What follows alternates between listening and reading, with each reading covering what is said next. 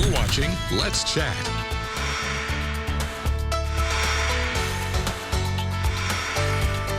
The University of Tennessee at Chattanooga will celebrate its 11th UTC MLK Day by bringing a pair of co-headliners.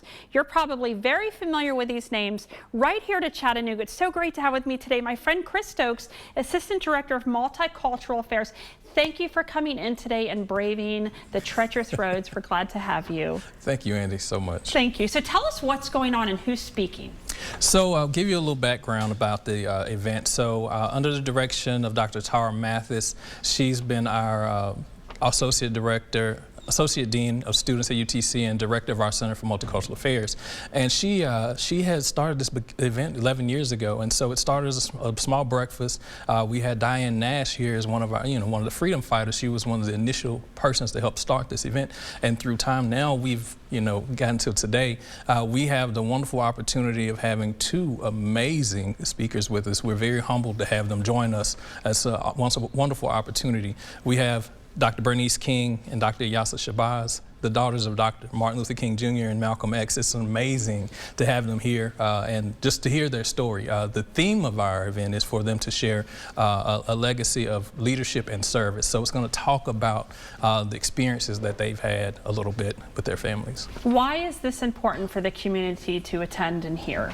Oh, this is an amazing event. I think it's a wonderful opportunity for us to see in the honor of Dr. King's legacy and what he's done to bring two amazing voices together. This is the first member of the King family that we've had an opportunity to bring with us to share in our MLK Day celebrations in this capacity. And so we thought, what a better way to share Dr. King here, Dr. Bernice King here with us, with the daughter of Malcolm X, Dr. Yasa Shabazz, and so they can tell us and talk to us about the stories from their legacies, what it means to them to be a part of such powerful and impactful bloodlines, and the things that they've done internationally, and not just domestically, by bringing communities together. And that's the overall goal for us having this event, for us to learn how we can bring all of our communities together under a legacy that's powerful, that's transcended so many obstacles, barriers, and has led a legacy of hope for us. And transcended demographics, transcended race. Yes. Because their message, as you said, is powerful and impactful. Yes. Can you tell me a little bit about, maybe touch upon what they are doing now internationally? Like, how are they carrying on their father's legacies? So both of them, I'll give you more details so you can, that our audience can go and look, and we have resources for them to see, kind of read up on the event.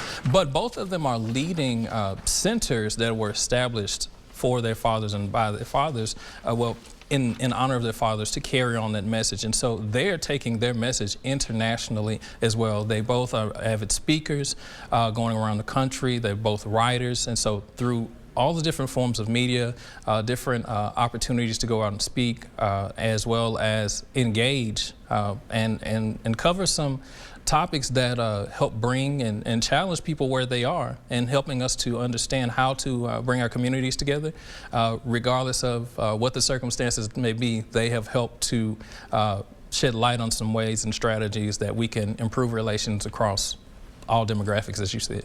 So Dr. Martin Luther King Jr. would be 95 today, as a matter of fact. Speak to me about the cohesion of their messages, because there might be some misconceptions that Dr. King and Malcolm X had conflicting sort of, values. Well, so, I mean, if you look at the messages that they both carried, both of their messages at one point may have seemed as if they were divergent, but today, the message that they came together is trying to find peace, trying to find opportunities for our communities to come together, regardless of the backgrounds. You talked about race as an area, but we're also looking at religion and other areas as well, yes, to cross all those different areas so that we can move together as a closer society.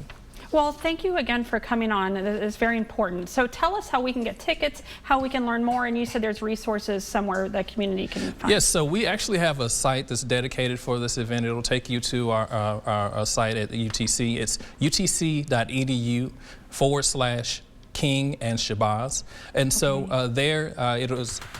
we really encourage everyone to go there so that they can RSVP for the event. Once you've RSVP'd for the event, we'll give you further details about, specifics of the event, so make sure that everyone has all the resources that they need.